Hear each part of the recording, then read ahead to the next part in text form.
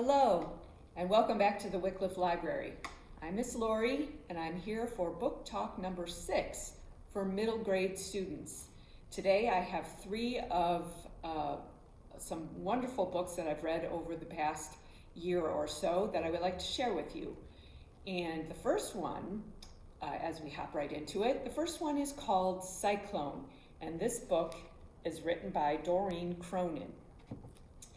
I'm not sure if you can see all that well, but this picture right here is the picture of a roller coaster, clearly named the Cyclone.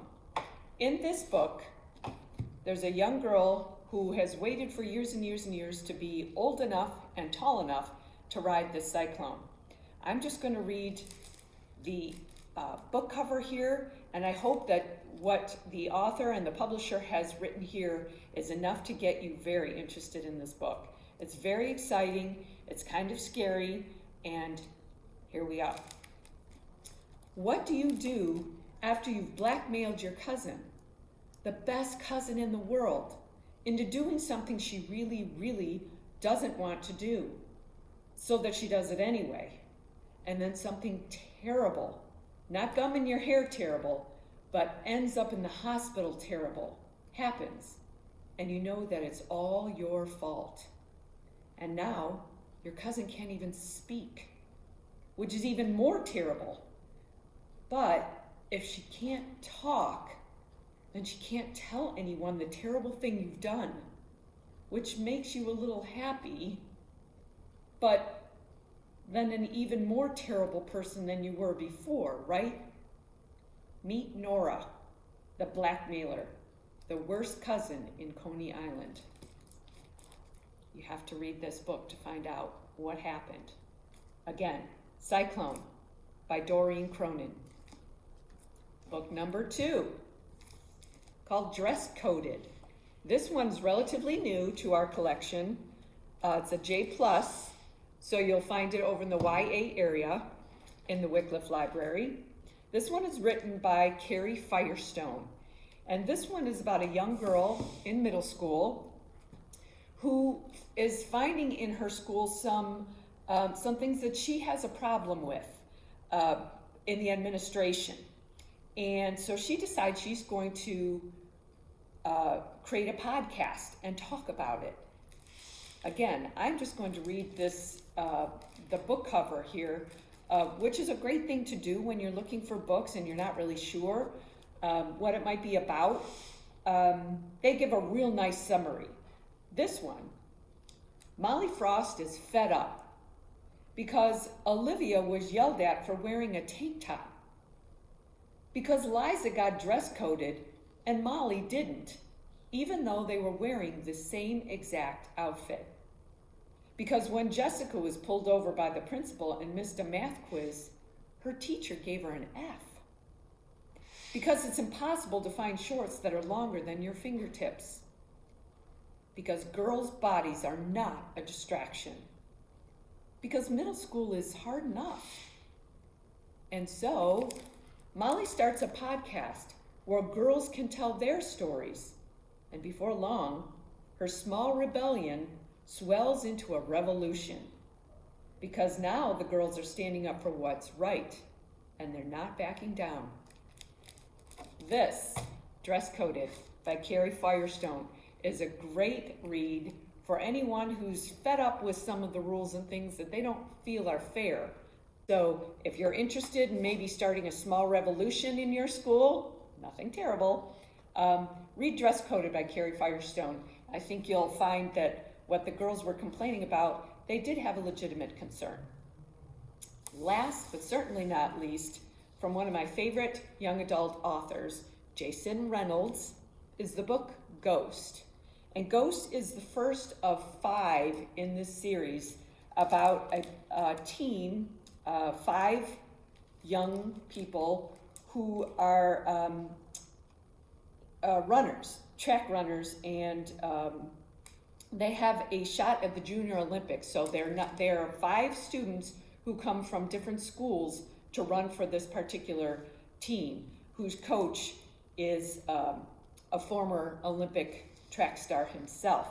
So Part of the reason that I only read from the book covers on these books and just a little snippet out of this book is because when I'm going to book talk and I want to read to draw you into the story, I find that I want to keep reading and that these book talks can go on for hours if I would let myself. So for this one, I'm going to read just a small little snippet of maybe a chapter or two into the book. The first chapter, so you meet the main character whose first name is Castle, but he goes by the nickname Ghost.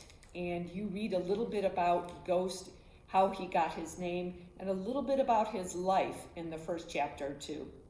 And what I'm going to read to you is just a short little snippet of when Ghost happens to be in a park looking over at a track where this group of young people are running, clearly pretty talented runners, and then the coach who is coaching them. He's taking a look and seeing the different kids and what they're up to. And I think that you'll find this description through him of one of the runners is quite interesting. So here we go. When everyone had taken a turn, the coach started over and gave everybody a chance to give it another go to see if they could beat their first time. So Lou was up for another go. He did that same cocky swagger over to the starting line, did a few stretches, some jumps, and the lady on the other side of the track screamed again. The boy was just getting loose and she was going off like he was doing something. The people around her looked like she was crazy, obviously annoyed. All of his teammates looked on. Some of them seemed to be bubbling with anticipation to see the mighty Lou run again. Others looked over it. That's probably how I looked. That's definitely how I felt. Over Lou, over Brandon, and over anybody else who thought they were unbeatable. Not to mention I was all out of sunflower seeds, so I had nothing to hold me back from getting up and showing him that he really wasn't all that, and that I ain't never had a running lesson in my whole life, and I could keep up with him, if not beat him. So I stepped over all my sunflower seed shells, and I walked, not on the track, but beside it, on the grass. I lined up with Lou, who had now dropped into his on-your-mark stance. I didn't need to do all that. I just needed to roll my jeans up and tuck my laces in my high tops, and I was good to go. Coach Turtleface, that's the name he gave him by seeing him, by just looking at him, noticed me and called out, "Kid, what are you doing? Tryouts were last week." I didn't say nothing, and the coach followed up with this is a private practice. I still didn't respond, and just started scrunching the sleeves of my t-shirt up to my shoulders. "Did you hear me?" the coach now asked, a little louder this time. He started walking toward me. The other kids were looking at me like most kids did, like I was something else, like I wasn't one of them. But whatever.